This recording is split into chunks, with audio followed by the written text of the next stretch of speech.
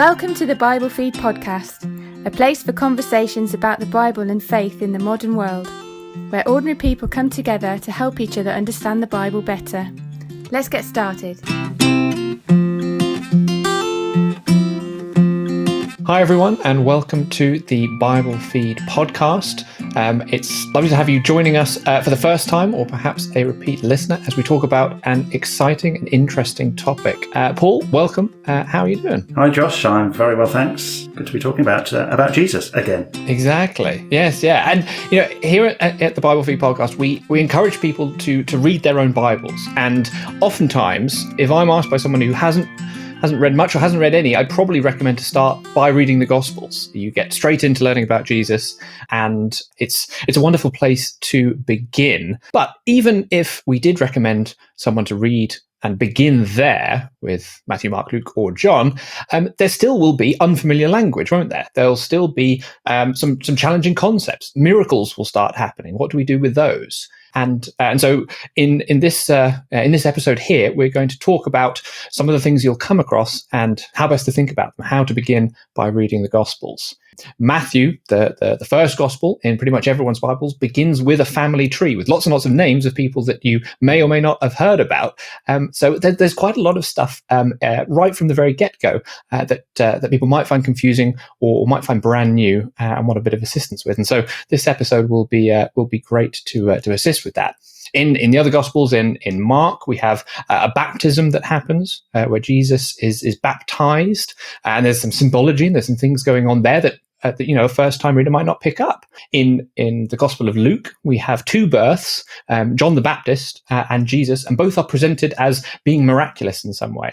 And then, the beginning of John's Gospel, which I know you know very well, Paul, there's quite a lot of complexity, lots of simple words, but saying incredibly, profound and massive, complicated and interesting things. It gets very theological right at the outset of John's Gospel, doesn't it? Exactly. Wow, what am I reading here? There's not much sort of preamble to kind of get you warmed up and up to speed. It just kind of goes right in with some heavy hitting stuff. So, if you were to read the beginnings of the Gospels, you might be fine. You might be really happy. You might have tried it before, and that's absolutely brilliant. Hopefully, there'll still be some stuff in this episode to be of interest. Maybe if you're totally on the other end of the spectrum and you deny the possibility of a supernatural anything or the existence of God, then this might not be the episode for you. But if you're somewhere in the middle, if you're curious, if you'd like to learn more, if perhaps you've started reading the Gospel and kind of got a bit confused and a bit frustrated and given up, well, then this is exactly what you should be listening to. If you think there possibly could be a higher power out there, but you're unsure what to do with this language, these names, the miracles, etc., then hopefully this episode here will help you as you start to read the Gospels. Thanks, Josh. Yeah, so let's get into thinking about how anyone coming to the Gospels with that sort of, putting a toe in the waters, as it were, of starting to read. And I think what we might say is one way to start doing that and start that journey is what people often call suspension of disbelief. So start reading with that sort of suspending disbelief. That's a little bit like, when we watch a film and you think, oh, that couldn't possibly happen. My son's studying physics, and you watch a sci-fi movie with him, and he's like, "Oh, the science is all wrong." and obviously, when I watch all movies about accounting, and I see careless accounting of financial instruments, I think, "Oh, that's all wrong." You think in all of those accounting movies they'd finally get it right, wouldn't you? Yeah.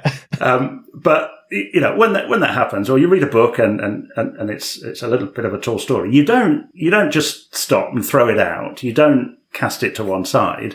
You just let that ride. You suspend disbelief. You let that ride for a bit for the sake of enjoying the story that the film or the book is telling. And actually, in order to receive what might be a broader message, an underlying truth of a different kind that the film or the book is trying to get across. So I think that that's one perhaps first step to think about in coming to the Gospels. Right, okay. I hear what you're saying. You don't just immediately close a book as soon as you come across something that hasn't happened to you personally or to someone you know, right? But as we think about the Gospels specifically and the claims that they make and all that kind of stuff, surely there must be some basis in historical fact that we start from. Yes, absolutely. And actually, as we get further through this, I think we'll find that Christianity is making some very important historical claims, and it depends upon those historical claims. So, but yes, but to back up to the beginning, and starting to approach and read a gospel in this way, yes, you need a certain level of comfort that there's a historical basis for what you're reading.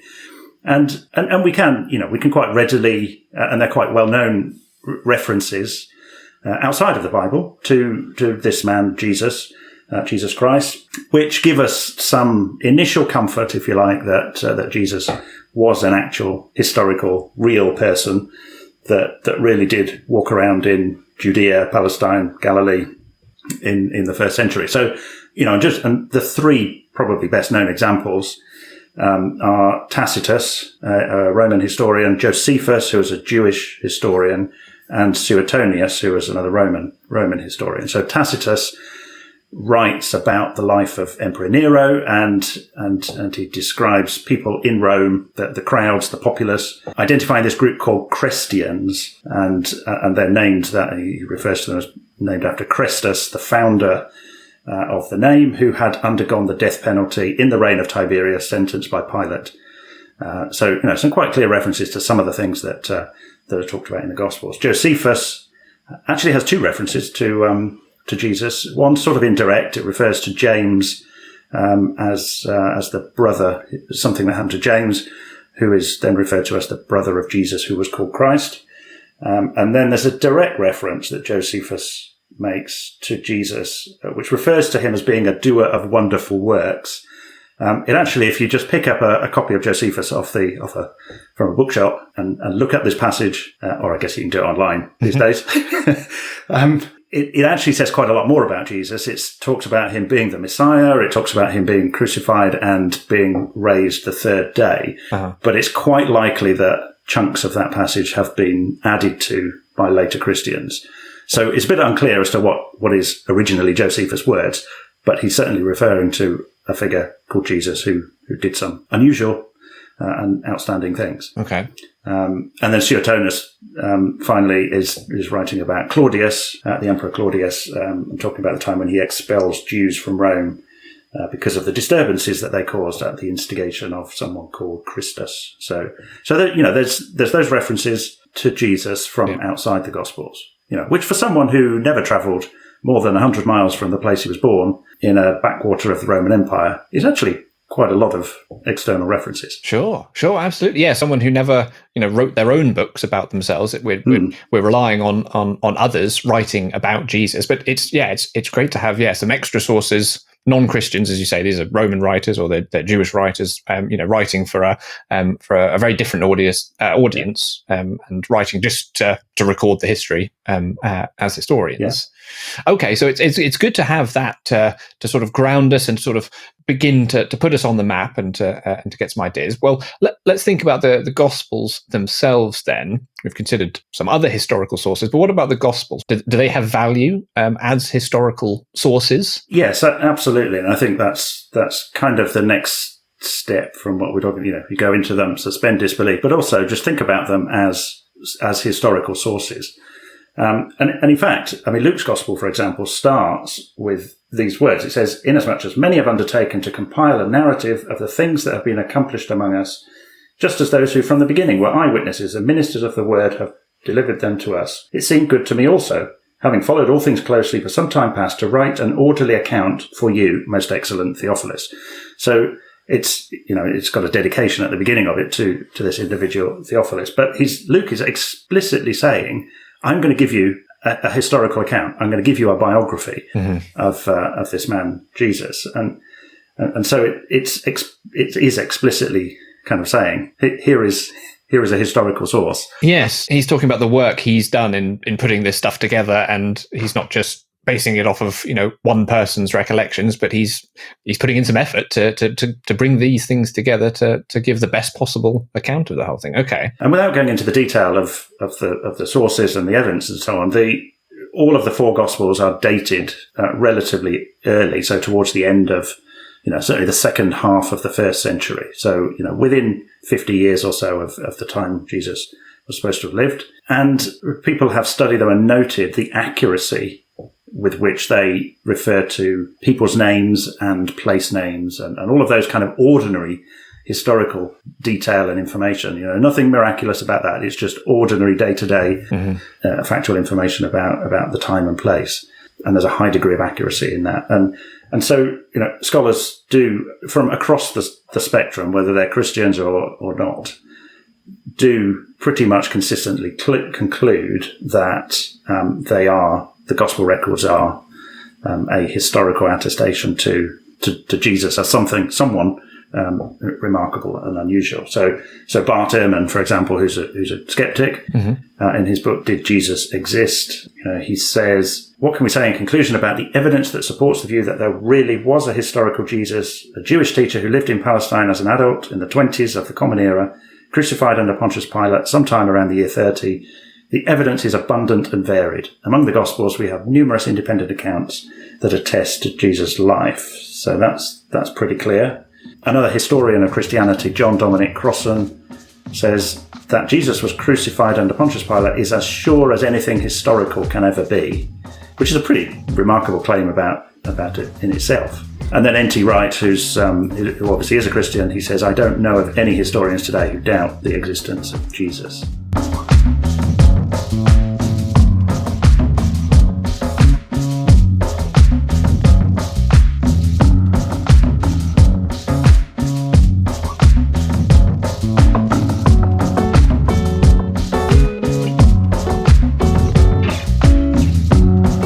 Those quotations focus on, did Jesus exist? Just big picture, did he exist or not? That proves quite a bit, but it certainly doesn't prove everything. So we've got to keep going. But that's a great place to begin there.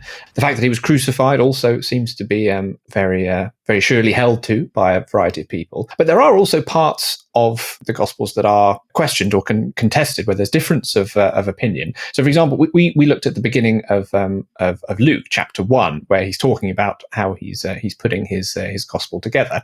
And as he's going through, if you read through Luke chapter 1 and we get to Luke chapter 2, we get some more information given to us about the time when these things happen. So Luke chapter 2 verse 1, in those days a decree went out from Caesar Augustus. So we've got the Caesar of the time name checked and saying, okay, it was under this reign that this happened. But then the second verse 2 of chapter 2, talks about the census, or the sort of the registration that takes place when Quirinius, so another person name checked there, when Quirinius was governing Syria, this is when this happened. But there's some questions, aren't there, about the timeline, about this adding up? Yeah, there is, and that's the one that is really is often brought out as a factual inaccuracy in the Gospels. And actually, even in my Bible, it's the English Standard Version, there's an alternative rendering of the sentence. This was the first registration before Quirinius was governor of Syria, right, which would actually resolve the problem. But the point is, there are ways of resolving that, because it doesn't seem as though Quirinius was governor of Syria at the time when Jesus was born. So that's the inconsistency that is questioned. But there are solutions to that, but we may not be able to pin it down with absolute certainty. But of all the facts, all the details of places and people and names and governors and rulers and so on that can be independently verified, that thousands of independent data points that are there in the Gospels, there's one here that is a little bit awkward and there might be a question mark over, but there's probably a solution. I mean, we've really got to get the balance right against the wealth of historical data that is there in the Gospels that has turned out to be accurate and very precise in some cases. So, all right. So there may be solutions there, but also you're right. We have to get the balance right. So, if we're trying to do that and we continue reading on and we are happy that the story has some basis in history, and we're going through, we might have some of the miracles start happening. We'll try not to be at this point, as we're going through, too distracted by that, and say, okay, well that's what's being recorded and that's what's part of this. What will we find as we keep going on? What sort of things, as we're sort of beginning to read the Gospels, and trying to understand them, what sort of things should we look out for? Yeah, and I think we can think about this in two sections, really. We can think, first of all, about listening to Jesus, Okay. and the things that he said. You know, what do we get from that as a curious new reader of the Gospels? Listening to what Jesus said, and then thinking about his actions, the way he behaved, and some of the things he did. So let's think about, listening to Jesus first of all, and there have been over time various quests amongst scholars, I suppose, to recreate the historical Jesus, to identify the Jesus of history. And one observation that more modern scholars often make is that people that have done that in the past have tended to create a picture of Jesus that is after their own image, from whether it's from the 19th century or through parts of the 20th century. So that's first of all, yes, we can go into reading what Jesus said, but let's be careful not to just hear the things that we want to hear from Jesus, or hear the things that are consistent with a popular conception of Jesus, if you like. Probably the best way to illustrate that, and I think it's quite powerful, is with a picture, which is quite hard to do on a podcast. But we'll put the picture on the show notes. But if you think of pictures, paintings of Jesus, he's often portrayed neck to ankle in a white garment. Yeah. For some reason, I always see a white garment with a blue kind of sash, sure, cloak, flowing robe, yeah. kind of. And the flesh of Jesus that you see is his face and his hands, and that's it. Mm-hmm. And he's pale skinned, nice neat Western looking beard, and curly hair. Sometimes he's even blonde. Very symmetrical face, yes. Always. Yeah. And if you go back and look at early pictures of Jesus, and there's one from the middle of the 3rd century and was found in a catacomb. As you can see, he's bare chested pretty much. It looks like he's wearing shorts. Most of his legs, his knees, are dark skinned, dark hair, dark eyed, and he's portrayed as a shepherd, essentially, with a sheep around his shoulders. So even that from the 3rd century is probably a stylized picture of Jesus as the good shepherd, but it's so different from the Western image of Jesus. And it just illustrates how easy it can be to just create a Jesus in our minds and our understanding that is, what we want to see, or in our own image, as it were. Yeah, exactly. I like the image of the painting and how we see Jesus that way. You think of Da Vinci's The Last Supper. At the table there, I think they're eating fried eels, which was a thing that Da Vinci liked and was local-ish to his region, but would not traditionally be a meal eaten by certainly not a Passover supper. Not a Passover supper meal. And so, we've got to be careful that when we look into the Gospels, that we don't just see the bits that sort of leap straight out of us because you recognize yourself in it, or you recognize your surroundings, or something that you're familiar with. Yeah. So with that pictorial example, coming now to reading and listening to Jesus, the words of Jesus, we can come to it, and if we're coming to it with that more historical bent, then it is helpful to read what Jesus says, but think of it coming from a Galilean Jew of the 1st century, and within the context of the Judaism of the time. Mm-hmm. And actually, many of the things that Jesus says, it's identifiable that they are rooted in the Judaism of his time. They didn't spring from nowhere into a sort of modern Western form. They're very much related to their time, and not entirely a product of their time, as we'll see, but certainly rooted in it. And I'll take a couple of examples. The first I'll take from the Sermon on the Mount. One of the famous speeches in Matthew chapters 5, 6, and 7. And one of the pieces of that speech is sometimes called the Golden Rule, in which Jesus says this really simple statement: "Whatever you wish that others would do to you, do also to them." And a sort of encapsulation of Christ's teaching in that context, and stated in that very positive way. And you think, that's an amazing piece of wisdom. It's simply put, it's precisely put, it's positively expressed. Jesus must have come up with this from nothing. Uh-huh. And it's not really the case. That kind of concept was already there, and there's an example from the Rabbi Hillel, who lived about 50 years before Christ, I think. And there's a story that someone challenges him to say, tell me, summarize the Torah for me while I'm standing on one leg. And Hillel rises to the challenge, and he says, do not do to your neighbor what is hateful to you. This is the Torah. Everything else is but commentary. And that's his response. So you can see there's a very similar idea. It's sort of stated in the negative. Mm-hmm. Don't do what you wouldn't have done to you, rather than do what you would have done to you. Sure. But there are other examples of people stating it positively. But when you look at that statement of Jesus in the context of the rest of the Sermon on the Mount and the turn the other cheek, submission to injustice and wrong and so on, Jesus' take on it is a much more full expression of this sort of positive choice to submit to injustice.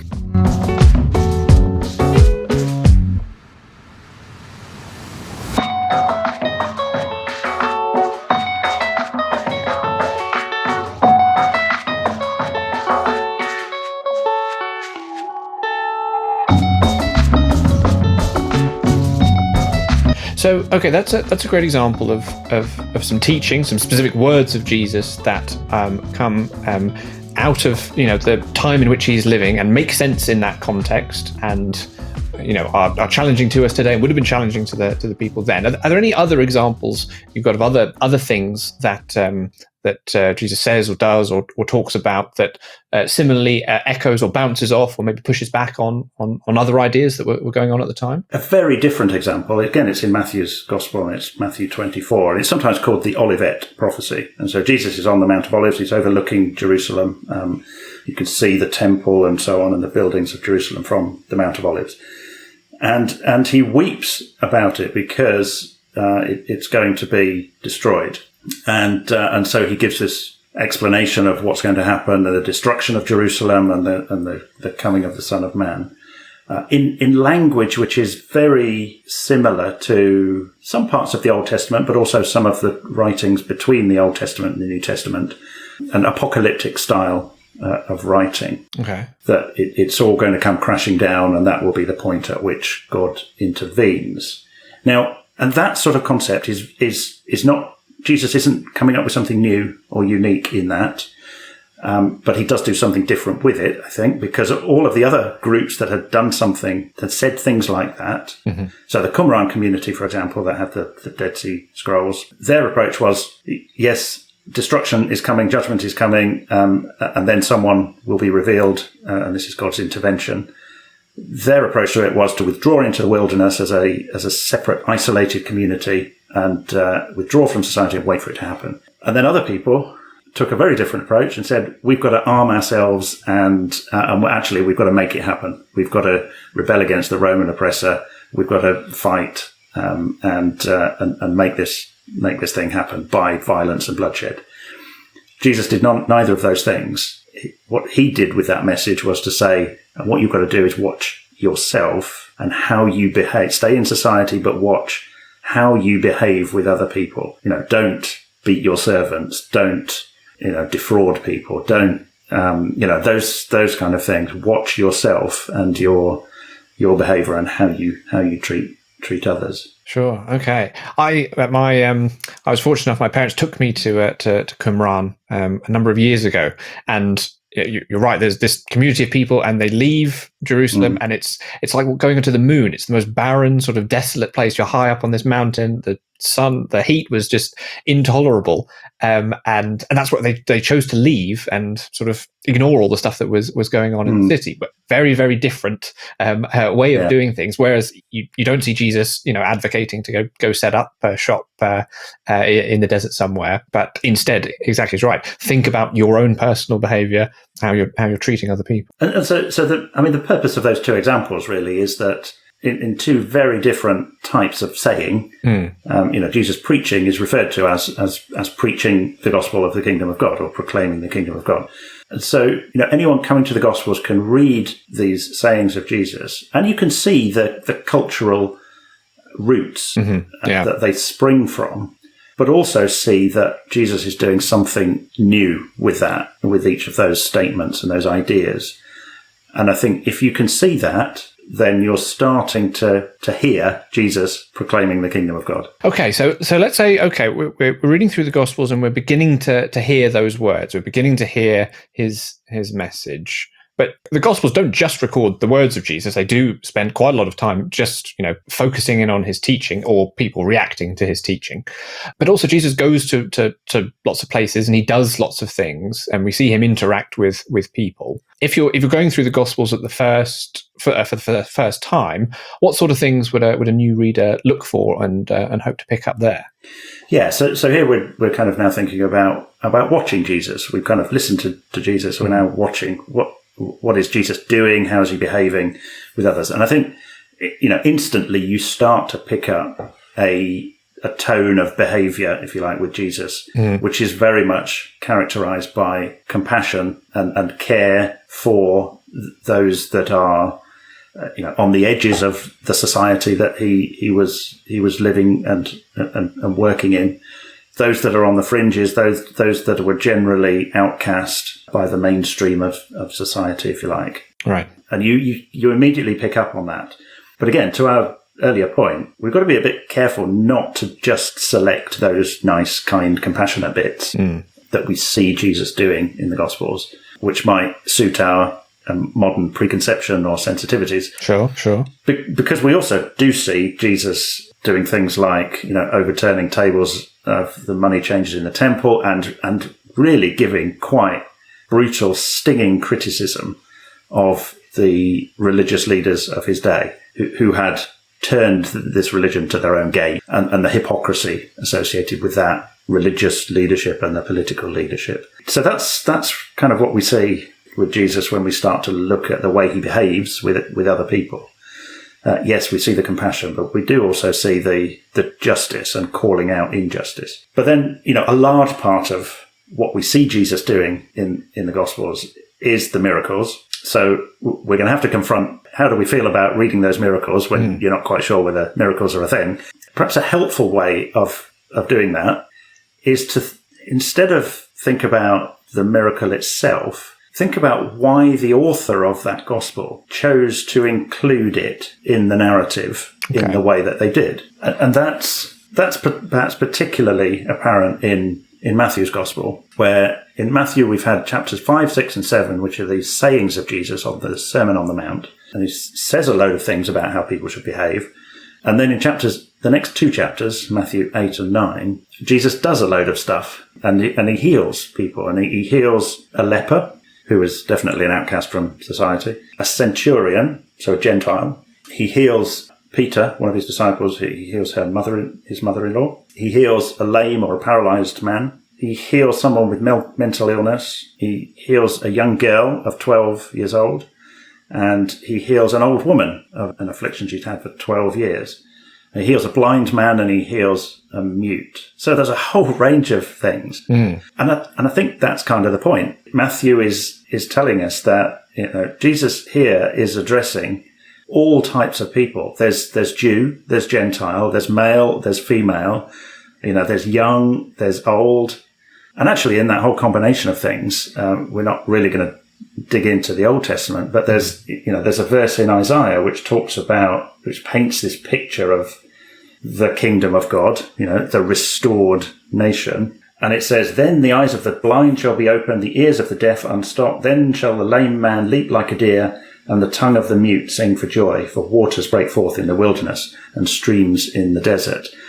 So Matthew has put together, there's a lame man in there, there's the blind, there's the mute. So he's putting together a picture of Jesus is the one that is to restore the nation. This is part of the proclamation of the kingdom, if you like, And there's even, I think you probably noticed that this girl is 12 years old and this woman had an affliction for 12 years. There's even a little poke at Israel of 12 tribes, I think, which is, Matthew is saying this nation is sick and the mission of Jesus Christ is to heal it. Now, so you can kind of read that text in that way and sort of get Matthew's message while still suspending a little bit of disbelief about specific miracles and what exactly happened. Sure, yes, yeah. So there's in choosing and selecting these examples, he's putting together, a big case, a big argument, saying, look, here's Jesus talking about, things changing and people needing to think about their actions, the Sermon on the Mount, the lessons, the teaching, the talking the talk bit. And then we've got the action bit of putting this into practice, the walking the walk bit. What does it look like? Well, it's turning lots of things around. It's helping people who are blind, who are sick, who are, struggling in some physical way, and empowering and encouraging them and helping them. So yes, it all seems to be driving and pushing in the same direction. So I suppose that's what the reader is supposed to pick up on.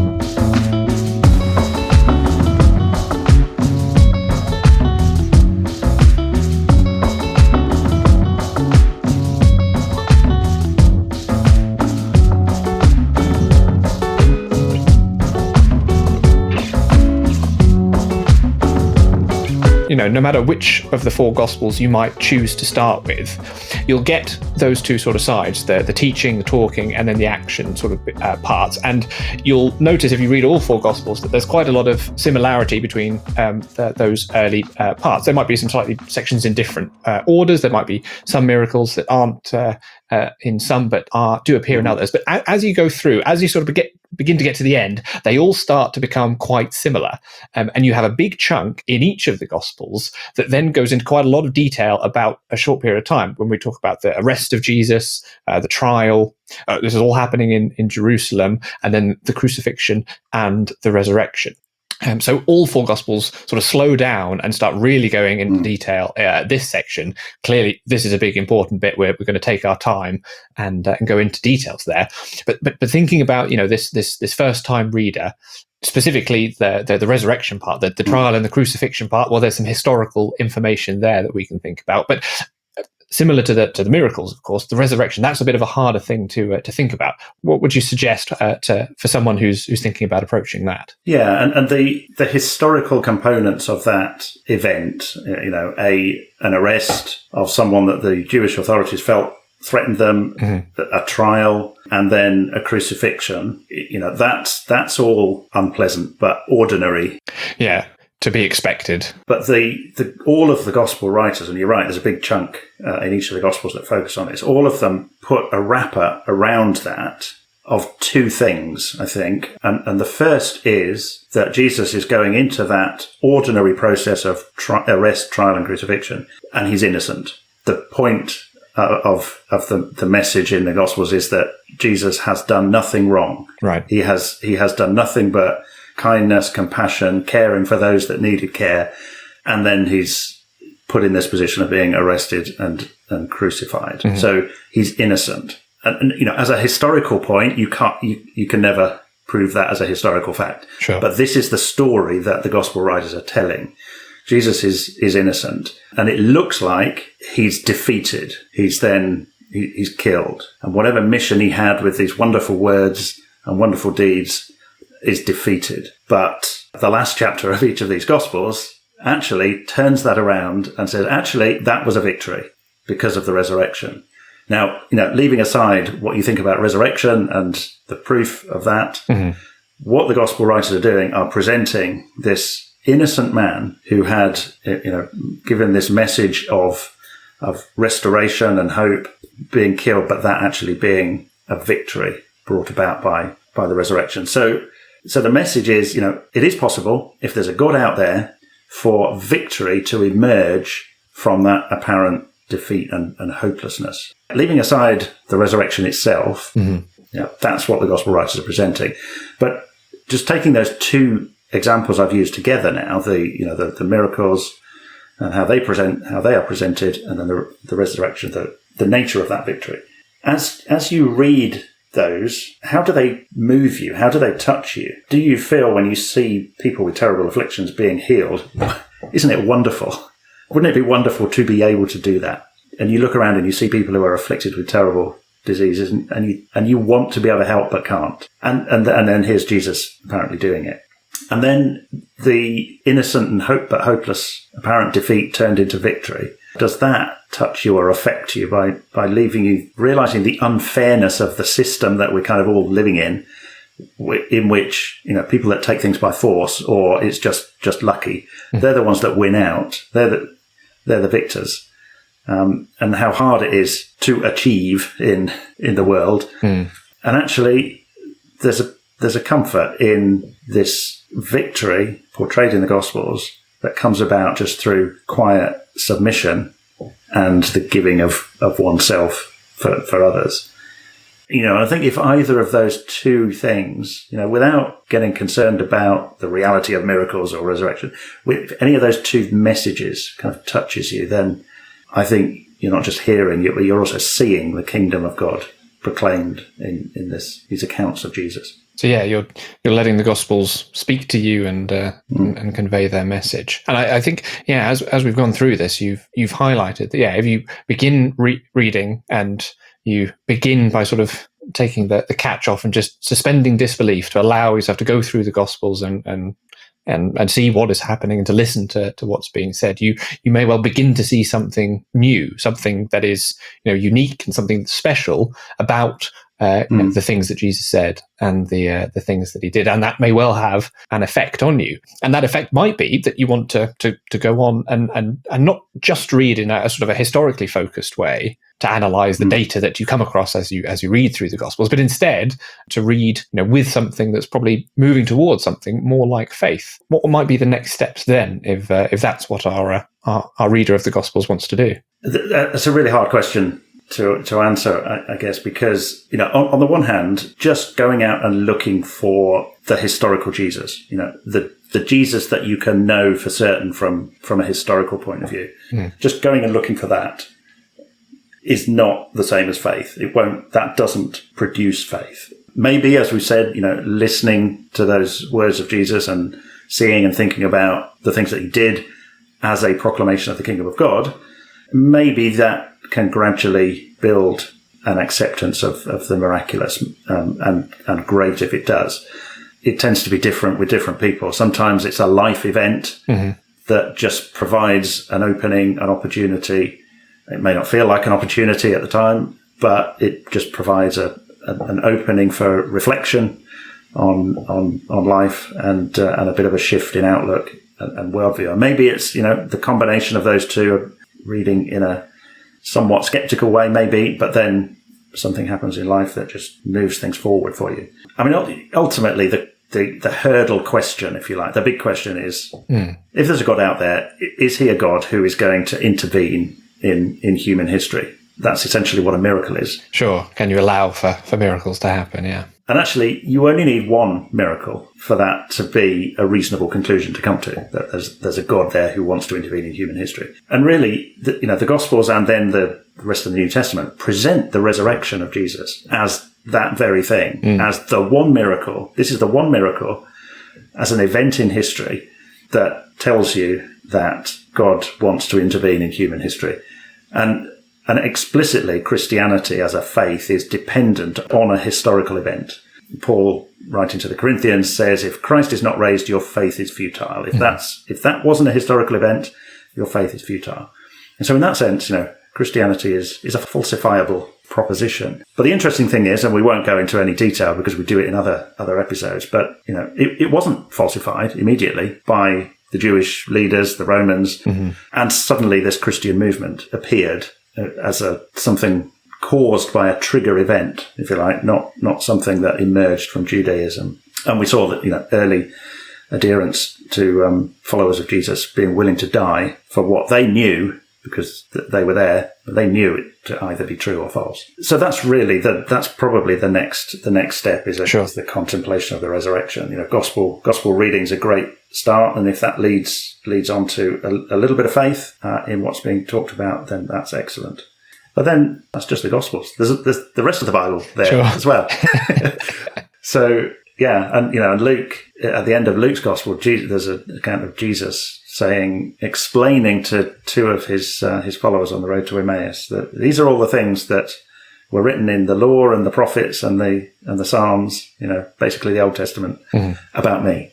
So there's a huge amount to look for about Jesus in those things as well. But That's for another time. Another episode. Another time, another place. Yeah. Well, thank you so much. That is a excellent introduction to accompany someone, to hopefully encourage them and energize them to continue reading through the Gospels. And yeah, something very helpful as someone thinks about what it is that they're reading, what it is that they're experiencing, hopefully also possibly as they read. At Bible Feed, we have a variety of other episodes that go into some more depth and detail on some of the subjects that you've talked about.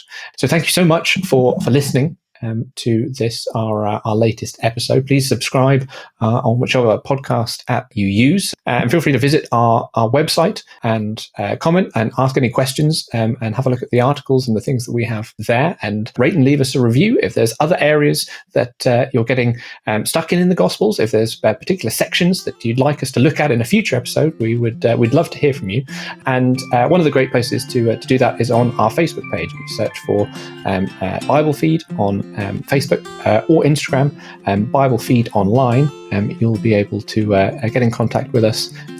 So thank you so much, Paul. Yeah, it's a pleasure. Thank you, Josh. All right. Thank you very much, everyone. And we'll see you next time. You've been listening to the Bible Feed podcast. Thanks for joining us. We're always keen to hear what you think, hear your questions, or subjects you'd like us to discuss. Get in touch with us on our Facebook page, or send a message from our webpage at biblefeed.org and be part of the journey.